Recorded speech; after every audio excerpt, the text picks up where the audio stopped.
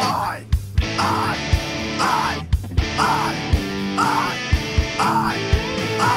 he got fired from Kane. Now we ain't got no shame.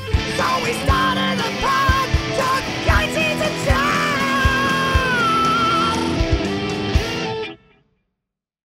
You know, so back when I was rich, I owned a couple of planes, and the guys that love to fly, I mean, they just love to fly. That's all they want to do. Yeah. So I totally get it. Yeah, he loves it. He loves it. You know, it's his passion. So, you know, it's more than a passion at this point. So he's totally invested in it. And, you know, he told me, because we were talking about work and stuff. And so he's like, look, I'm willing to be poor until I get my 1,500 hours in. So I said, go for it, dude. If you want to live at home, you know, your room is here. So, you know, rent free. Yeah, that's so awesome. Because, I mean, I don't know if you felt the same way, but just as a father, you want them to find their passion. Yeah, 100%. Yeah. So Charlie will DJ, and she'll be upstairs. Yeah. And be there for 36 hours and come down and say, Dad, listen to this beat. Yeah. And you're like, oh, okay. But, you know, you can tell she's passionate about it. So, all right. Yeah, that's wonderful. Yeah.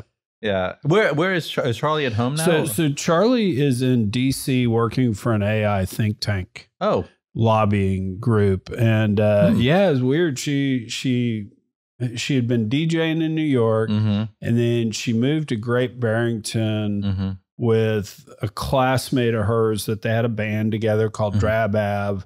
And they were going to write their Sergeant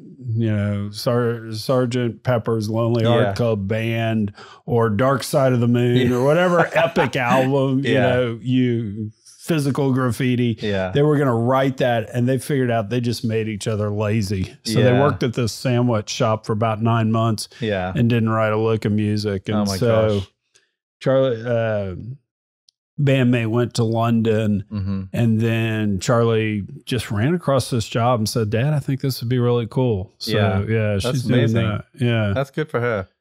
Yeah. I mean, I think it's, I think that like with my oldest, I think he'll end up doing some work here and there. He could teach and get paid, but it's not, I mean, it's surprisingly low pay to be a flight instructor, you know? So like 25 or 30 bucks an hour. So, you know, and it's not like you're working 40 hours a week. It's you know, you maybe getting 20 hours of flight time in. Well, my next door neighbor, small world, runs the flight school at the Sugarland Airport. So if you need an intro to Dana. Is it Anson?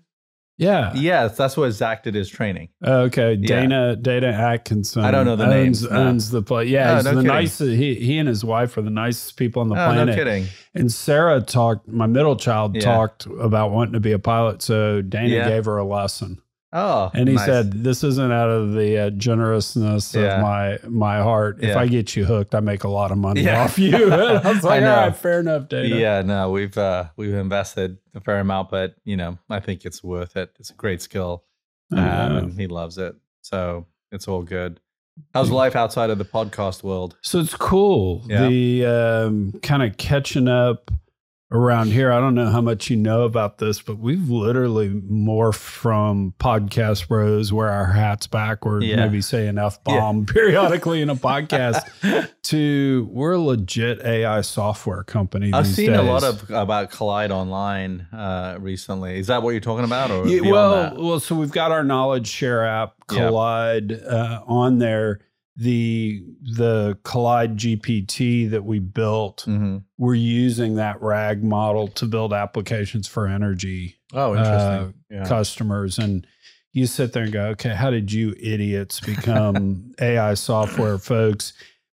And it's really, we just figured out we had all this unique content in the energy business. So we started training a language model on, and when you have specific training, you get better answers in a subject matter, as well as, you know, we compete with big boys all day, and you go, well, how can you actually do that? It's like, well, do you want us tuning your language model, or do you want some woke folks from Silicon Valley doing it? Yeah. And the industry's been pretty receptive. And so we've done some cool stuff. We've got one application in that I don't know if I can talk about on the air, but it's working. Basically, an offshore driller, we in effect scanned in all of their safety documents, safety drawings.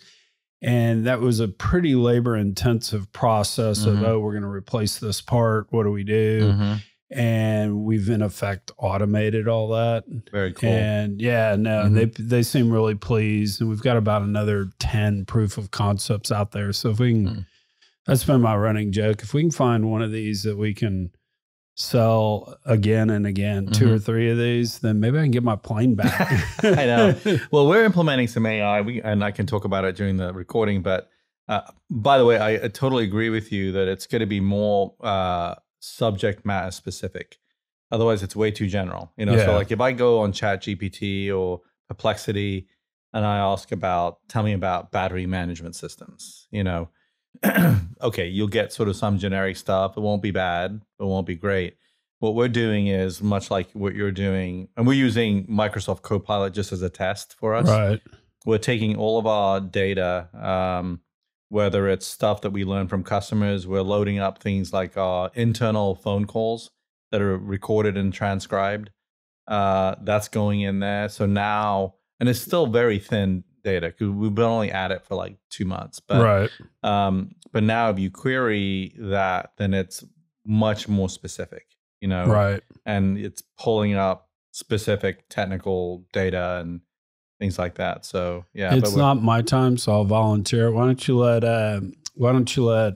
Collide GPT build that in parallel and see if we work better than Copilot? Totally open. See if the energy specific knowledge actually helps. It'll be good because it's we're trying to develop something maybe proprietary, not the platform, but we want the knowledge to be proprietary in our use of it. The inference part of it is what's really important to us. And we know we're going to do the training and we need a platform to do it, but we don't need to own the platform. We want to be able to make decisions quicker, respond to customers quicker, like all that stuff. That's important. Yeah, no, we've noticed that in terms of how we're building our applications is clients want to house their own data. Yeah.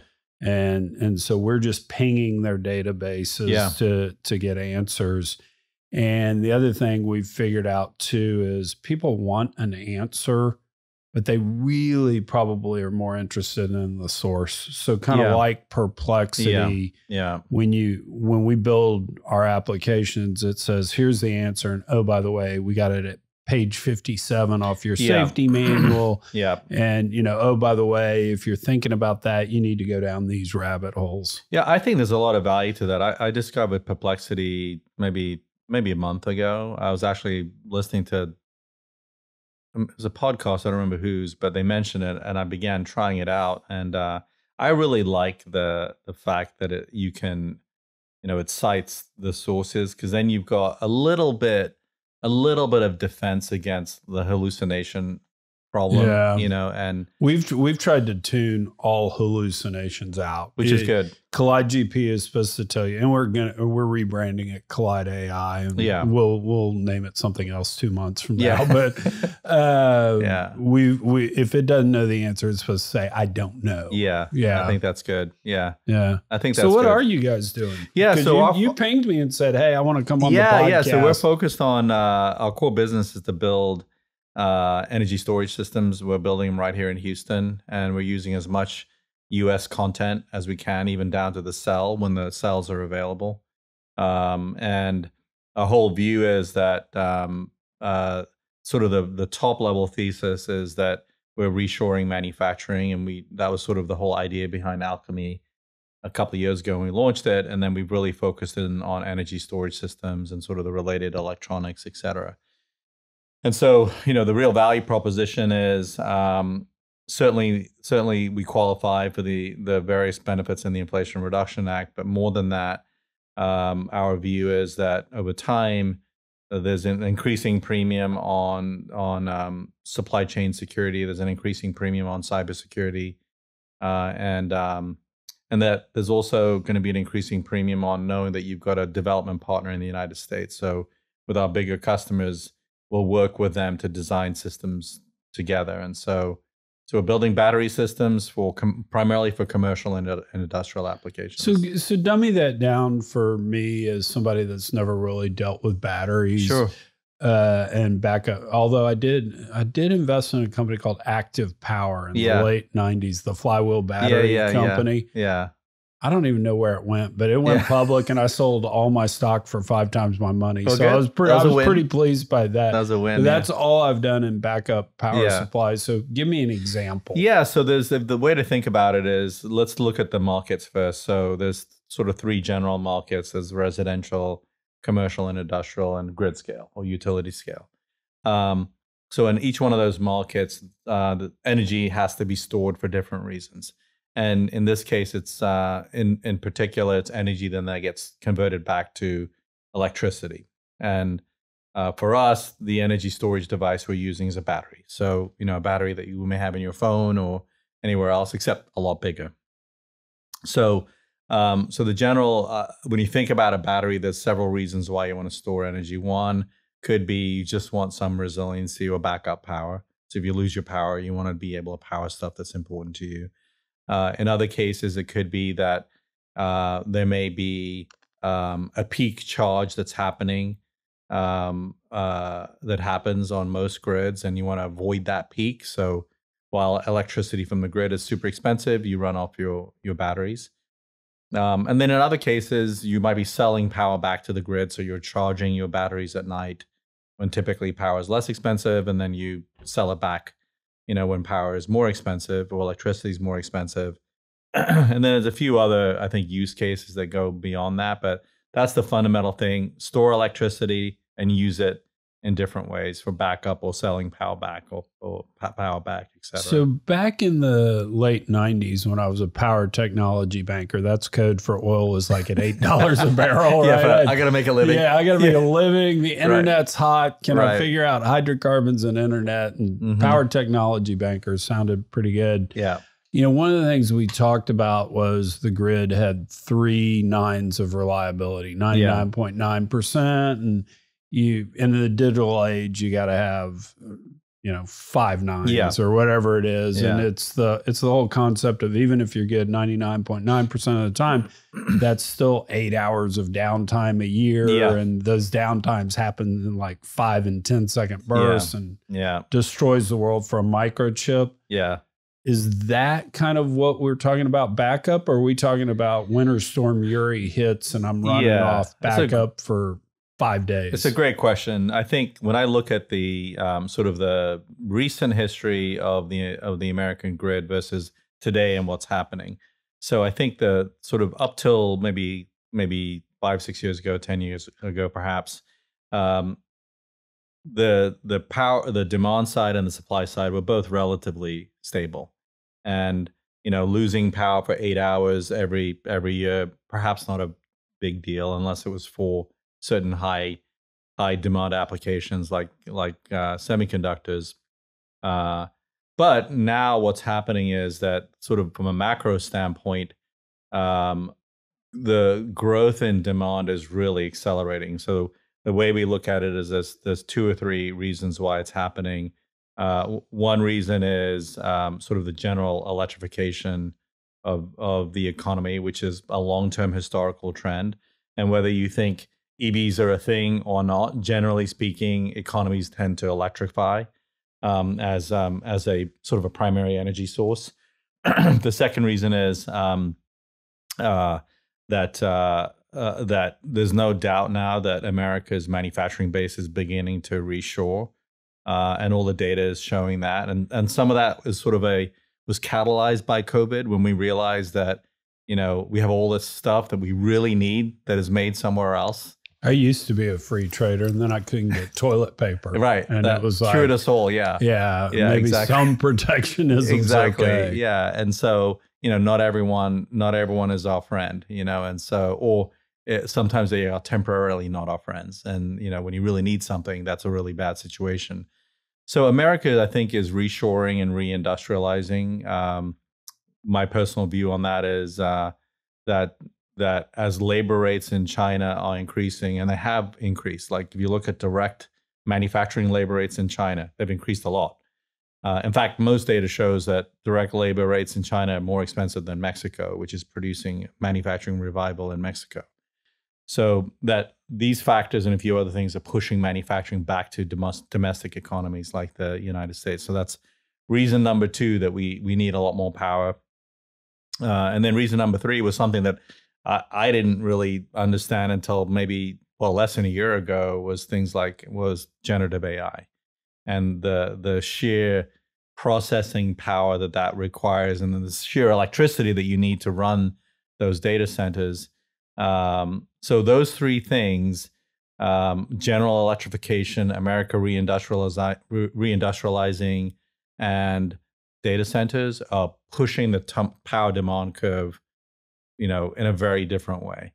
And not only, and it's not like the power demand is increasing a lot everywhere. It's the nature of power demand is increasing. So if you put a data center here where we're sitting, a massive data center, the local grid infrastructure might not be able to support it. And so or if you put a big manufacturing facility, same thing. You have not only kind of a macro increase in demand, but you have different load intensities happening. So when you put a lot into a bucket and you combine that with sort of a generally aging centralized power and transmission infrastructure, it creates a lot of problems and a lot of opportunities. It's a long answer to your question, which is it's different now. It's a good one, because oil and gas guys have a tendency to gripe about, oh my gosh, the government interfering with our business makes it so hard. Let's cut to the chase. In Texas, Montana, Oklahoma, even New Mexico, if you want to drill a well, you can drill a well. Sure. Yeah. And if you want to move oil, you can send a truck to it. Maybe a little more expensive. Yeah. But a grid actually has to balance. Yes. It has moving pieces that have to be in synchronicity. Yeah, they do. Yeah. And if not, so it's a lot harder. It's a lot harder, yeah. And I think that, you've got the presence of renewables like solar. Batteries don't generate power, they store power, but they help to make the economics of solar in some cases.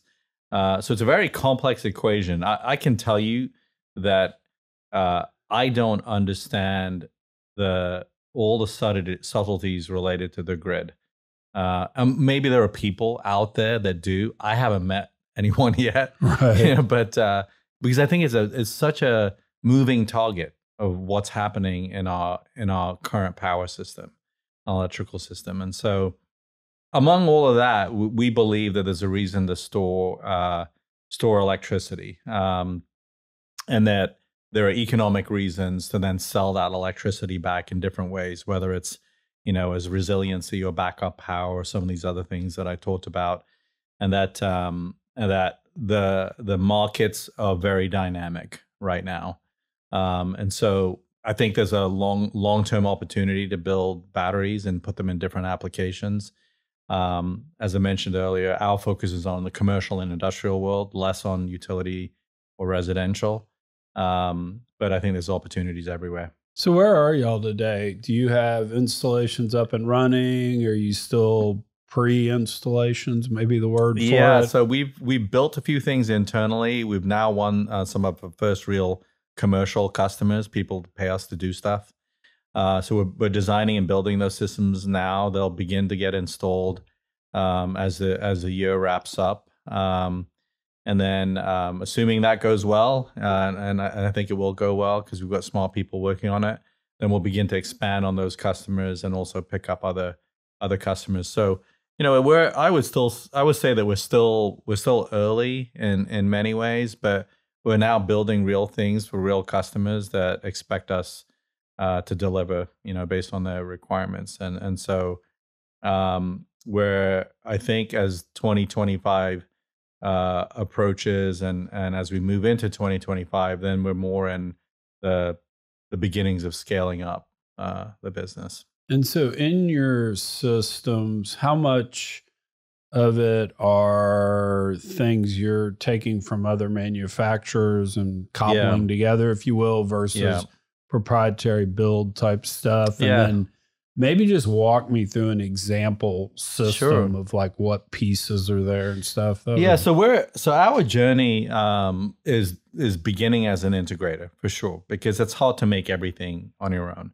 So we're taking somebody's cells, somebody's battery management systems and power control systems and energy management systems, and we're integrating together to make sure that they work, which is not a trivial task on its own. But that's by far the easiest thing to do to begin. Our roadmap, though, is to build our own equipment along that value chain. And we've got sort of a certain order that we want to do things in, because I think there's a lot of value in delivering a product that is integrated by design. And you've been around the industry long enough to know that, you know, people say that stuff is integrated and I've got a great API to make sure that things connect with each other. It never really works that way. It's hard to actually deliver something that's integrated by design. And so that's our roadmap. So a specific example of something that we're working on right now, we've got a customer that they're in the medical industry. They're deploying clinics throughout the United States into rural America. So they want more resiliency for each one of those clinics. So our system will be a battery system with all the electronics. It's going to be like approximately the size of a refrigerator, let's say. And that wherever these clinics go, we'll also install our system. So that way, if they have power supply issues, then we'll make sure that they stay open. So that's a critical, resiliency need that that particular customer has. And also because they're going into parts of rural America, the grid supply is even more unreliable in those parts of the country. And so that's a good example. What kind of spec do you build that to? Meaning, like, how many hours do they feel like they need of power? And it's really, I think one of the things about batteries that has been oversold in terms of its value is that you can be on battery supply for days at a time. You could, but that's a very expensive implementation. So the way we think about batteries is that it's a handful of hours at a time that you have this backup supply. So in this particular example that I shared, we know that their operating hours are from this point to this point, and they probably need 3, 4, 5 hours or so, maybe a little bit longer of backup supply. So we can provide that supply to them. It's also it's not a heavy industrial use, so it's not like there's complex industrial equipment that's being operated there.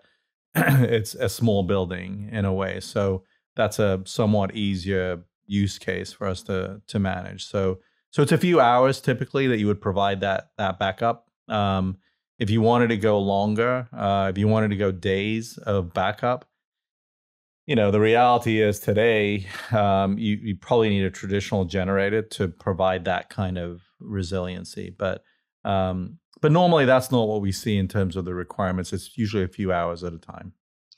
I don't know if I told you this story, but my dad is early adopter of technology. Mm-hmm. I mean, the Yates family may own the first VCR ever made in America. And then he never upgrades. Yeah. That's just who he is. So we're probably still using that VCR today. So Dad calls me, and this was probably, 5 or 6 years ago. It was pre-COVID. He's like, "Hey, I'm getting solar panels put on the vacant lot." Nice. And I go, "All right, Dad." Yeah. I go, "Just curious, how much is this costing?"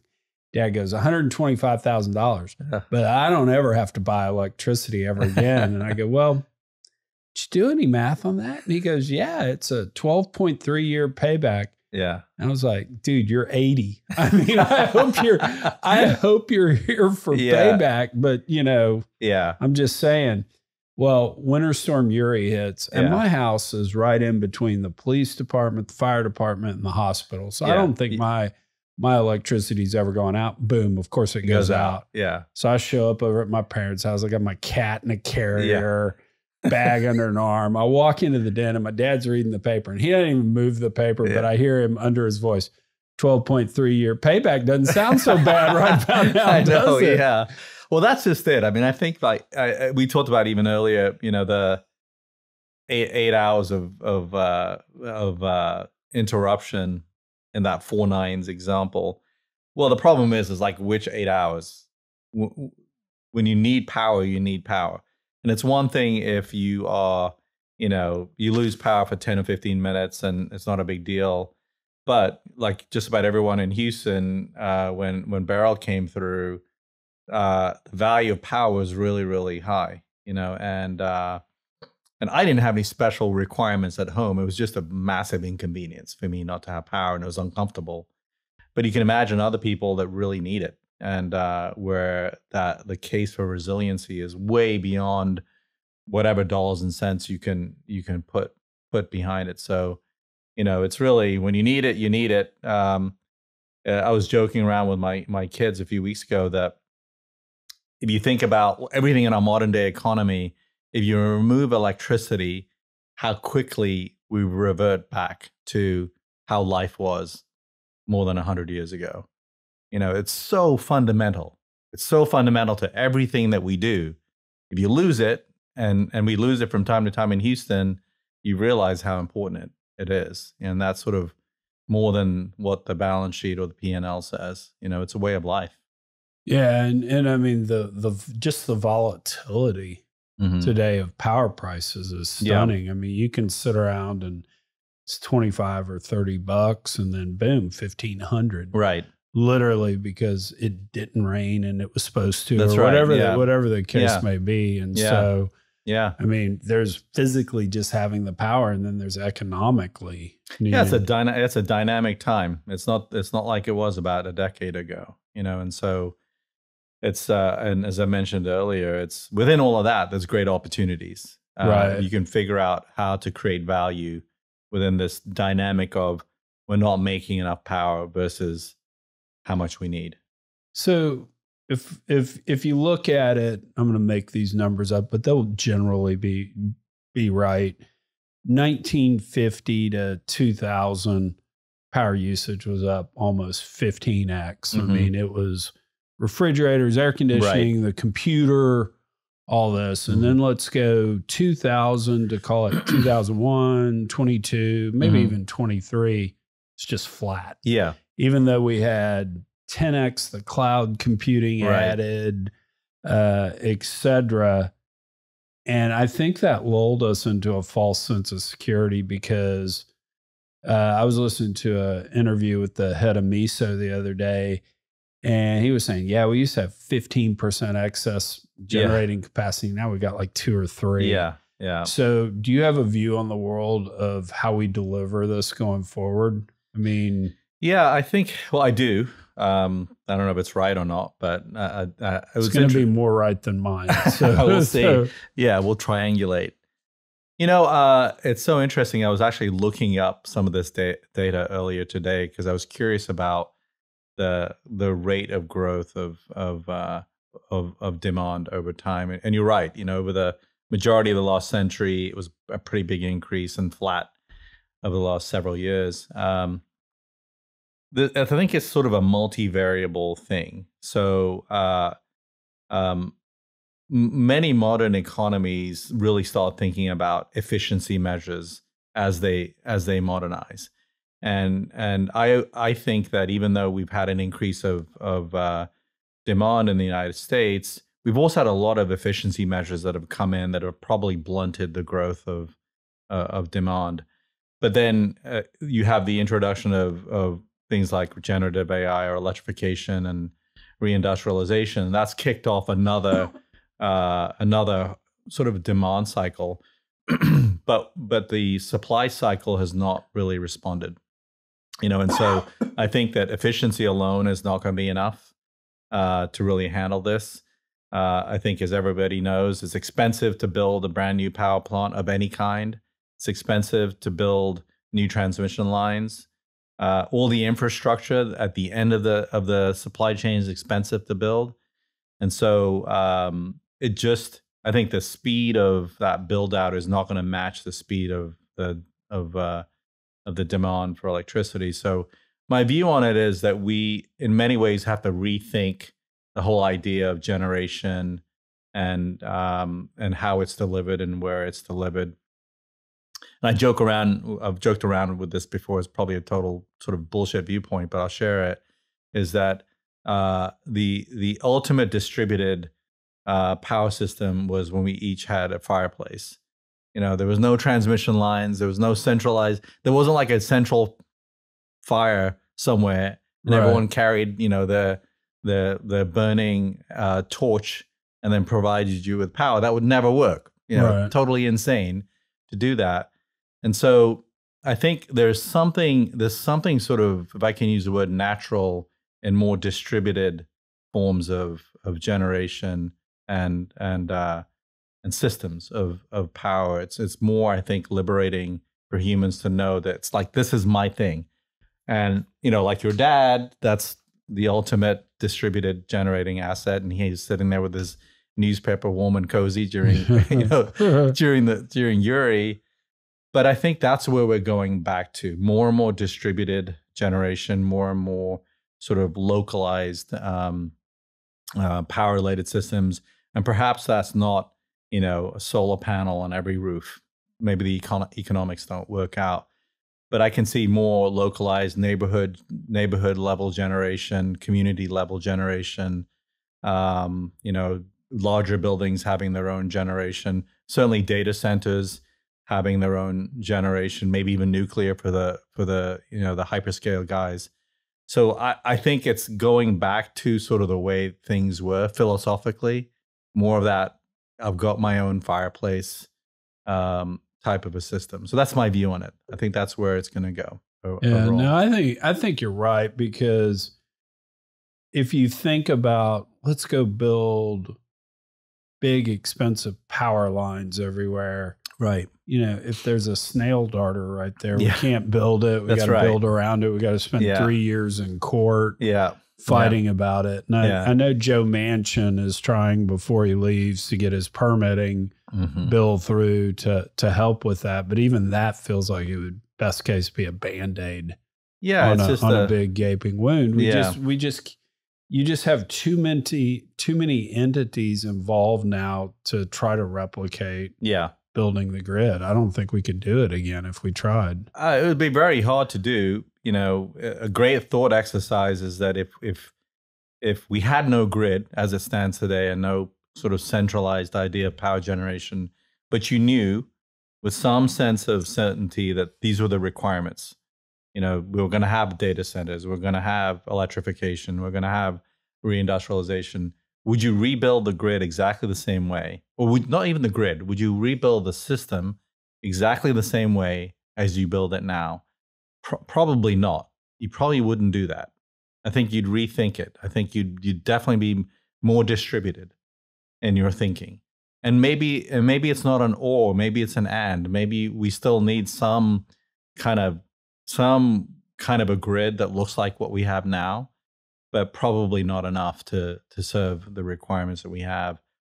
I don't think this is an easy problem. I think it's, you know, the risk is that it limits growth for us, for the United States. I hope it doesn't.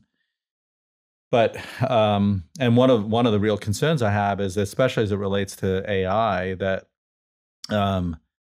unless we do this kind of processing within the United States, well, pick your country, whatever your domestic country is.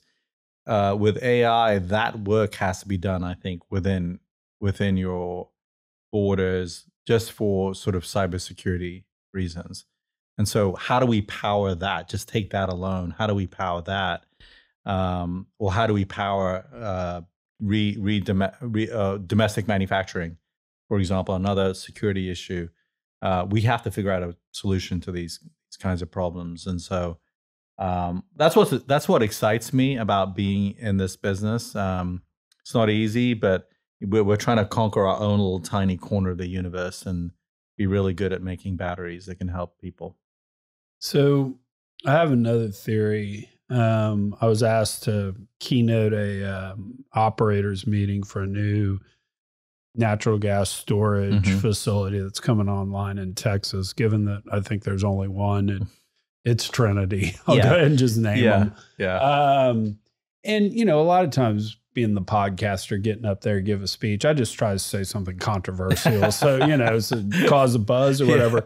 But I actually believe this. And what I did was I walked through kind of the high side case and the low side case for every one of the things leading to electrification, electric vehicles, AI, data centers, tick on down the list.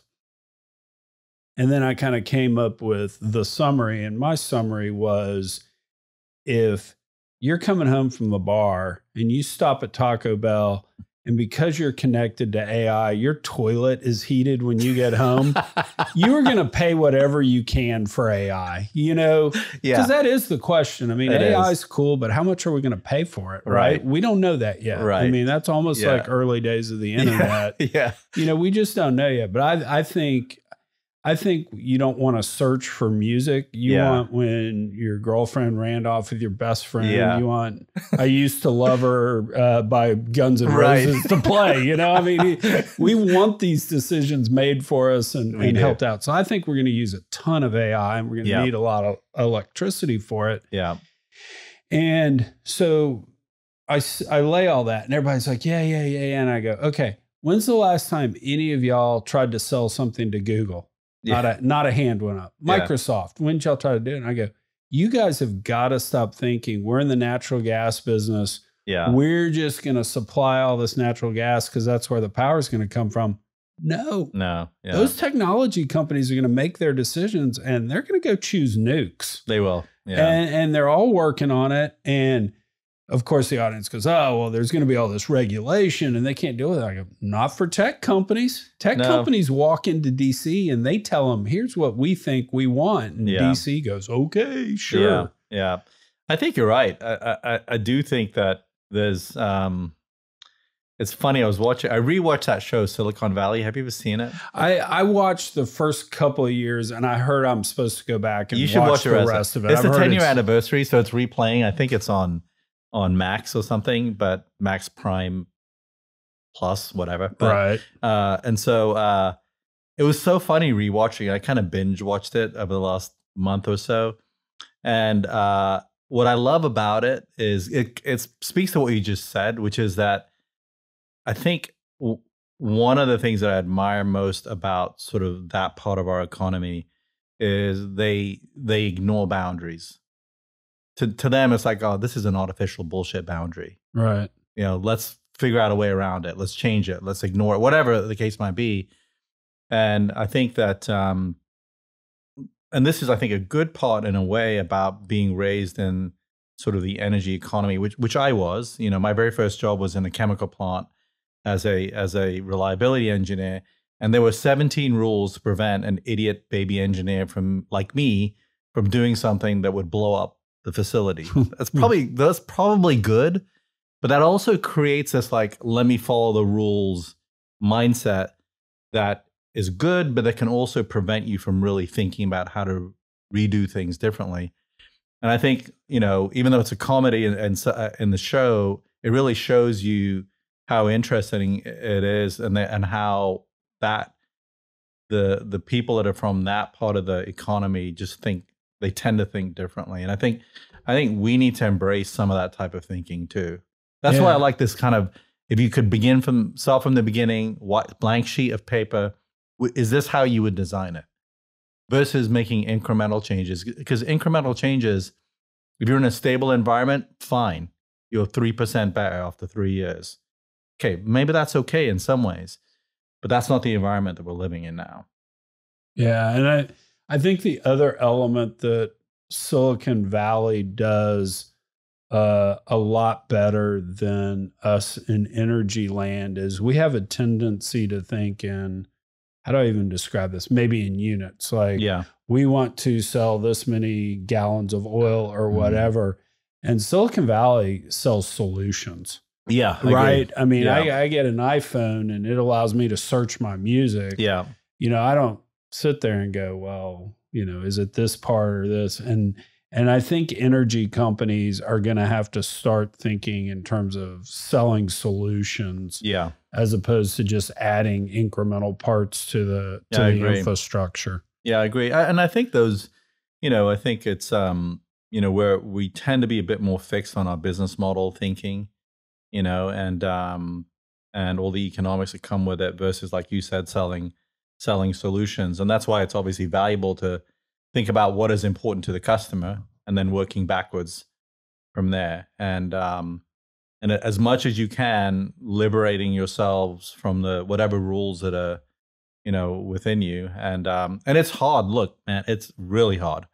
I'm in my late 50s now and an entrepreneur again, started a company with a good friend of mine. And it's tough. It's tough.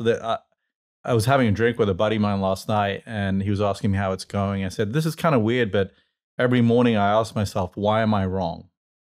Let me take the opposite side of my thinking here. Can I defeat my own thinking in some ways? Because I'm trying to break my own thinking to make sure, like, okay, all right, this seems to be right. Or wait a minute, it's kind of a weak position because I can argue against myself because I got this fact and this fact. And so changing our way of thinking, I think, is so important right now. But like I said, it's hard. It's hard to do that. And coming from the energy industry, we're all trained to sort of can be trained to think a certain way, but we've got to break some of that thinking now. Yeah, it's funny. I hate to admit this on the air, but he doesn't watch my podcast so long. I argue with Colin all the time. Yeah. And 90% of the time, I think he's right. But I just take the other side just because. You have to. And if I can break him, then we need to go think about this again. That's right. I'm a degenerate alcoholic that's usually hungover. And if me with my C-, well, those are your most endearing qualities, I would say. If I can overcome your thought process here, Colin, we've really got to do something about this. So So tell me this. If we're doing this, and you got a standing invite to come back on anytime, if we're doing this in 5 years, tell me stuff we're talking about in 5 years that we're not talking about today. Tell me maybe things that happened over those 5 years that would be surprising to us right now. Give me some outside the box stuff. That's a great question. I would say one thing that we shouldn't be talking about in 5 years from now, in 5 years, is none of us should be talking about, remember that time a few weeks ago we lost power? Okay. We should not be having those conversations. And maybe it's 7 or 8, but if we're still having those conversations in 5 or 6 years' time, something's gone wrong. We haven't achieved the most basic standard of success, which is reliable electricity. So that's one thing, that should be the absence of bitching about losing power. We shouldn't be having those conversations. I think in many ways, the sign of great technology is that it disappears from our consciousness. I think all the best technology becomes it's barely noticeable in our lives. One of my favorite examples of this, probably a stupid example, but I share it, is that we use a certain technology every day that we barely notice, but has been iterated over many generations and is a fundamental part of our lives now, which are shoes. We don't think about them. That's technology, and it's allowed us to become more human and less human, but it's not part of our consciousness. So I think that should be another sort of signpost of success, is the world of power and how it's used, is it sort of becoming invisible? But it's there, it's doing its thing. Right. I think that would be an important milestone that we shouldn't be talking about, is the fact that power is unreliable. I think beyond that, it should be that we're also liberated to do things that we couldn't do before because it's also less expensive. And maybe that's not 5 years from now, maybe it's closer to 10. But the sign of good technology is that it should be going down in cost. It has to. And it should be ubiquitous. There should be the availability of electricity across the planet, because it's such a liberating part of human existence. And I bet there's the cure for cancer in some 8-year-old in the middle of Africa right now. It's in her brain. But if she's not able to live a basic life, then that idea is never going to get liberated and never going to get shared with the rest of humanity. So we should be talking about that kind of stuff, that humans are now liberated to do things across the world in a way that we couldn't do before.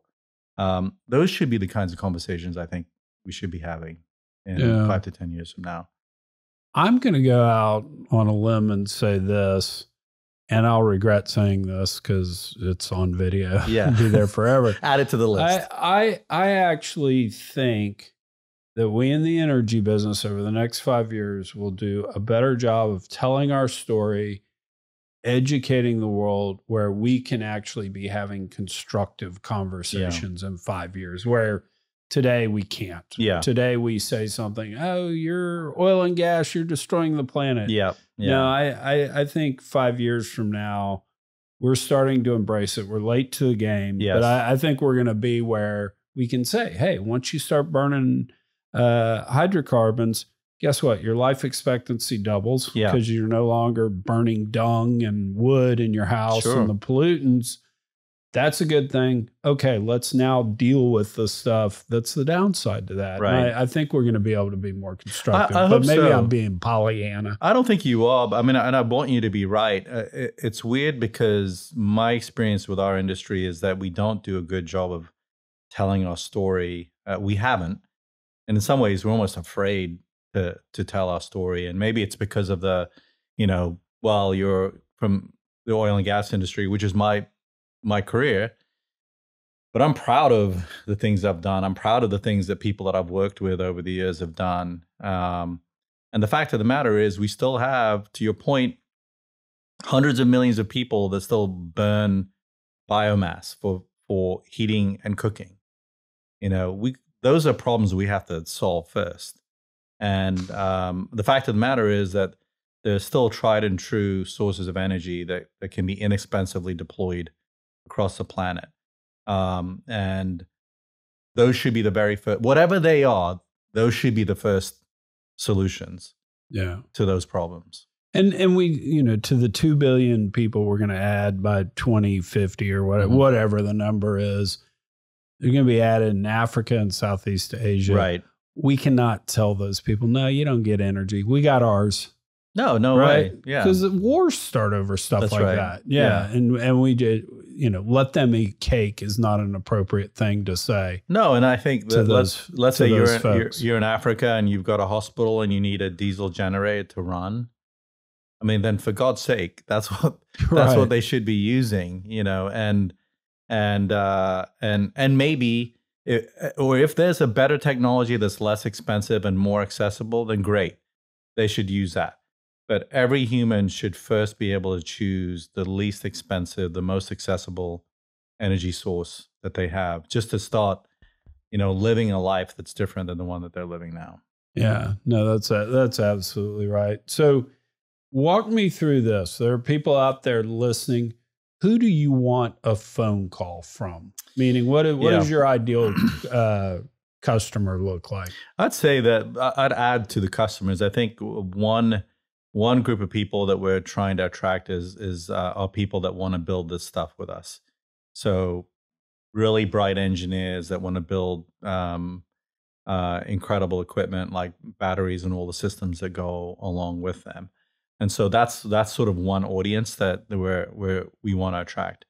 In terms of customers, I'm going to cut you off. On Collide, on our Knowledge Share app now, we now have 20,000 job listings. Oh, you do? We've basically gone and we've scraped it.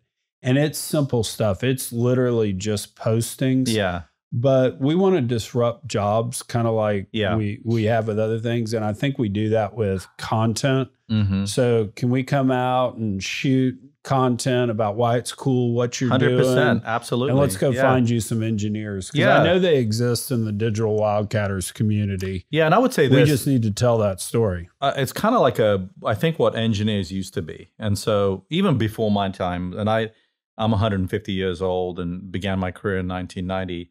But even in 1990, the era of specialization had already begun. So you would I'm a mechanical engineer, so you were doing mechanical stuff or electrical or whatever the case might be.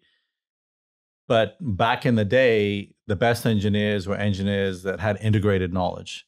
And so I think that's where we're going now. We need engineers that can integrate things together, that they maybe graduate with a degree in electrical engineering, but they know enough about other disciplines to build a completed system. And so it's a very old school engineer. We need engineers that love to build stuff, and because they might be literally building stuff in the beginning. So, if you don't know the right side or the right end of a screwdriver to use, you're probably not the right engineer for us. And unfortunately, because of over specialization and other reasons, young people are not entering the workforce with great mechanical skills or mechanical skills at all.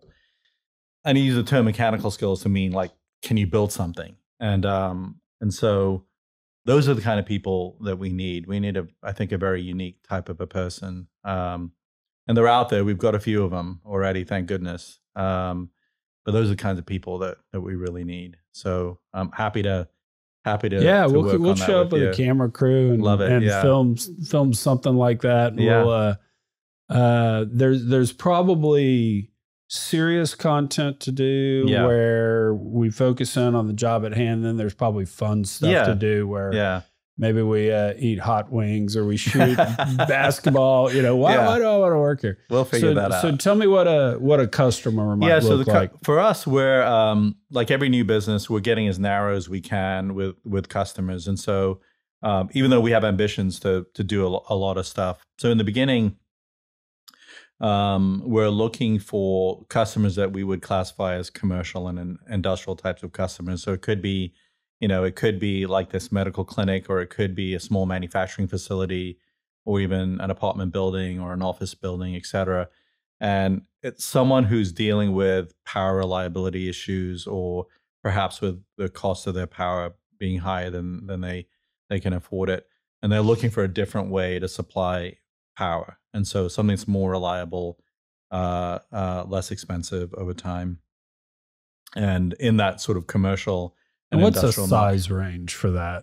Is that they need a megawatt of power? Something like that. So we look at in terms of size of battery. So that for us is megawatt hours. So our typical target customer, or ideal customer profile, is definitely less than 10 megawatt hours, but probably less than 2 or 3 megawatt hours in terms of battery size. So that's sort of where we live. Utility scale batteries are like 10 plus megawatt hours, and way beyond.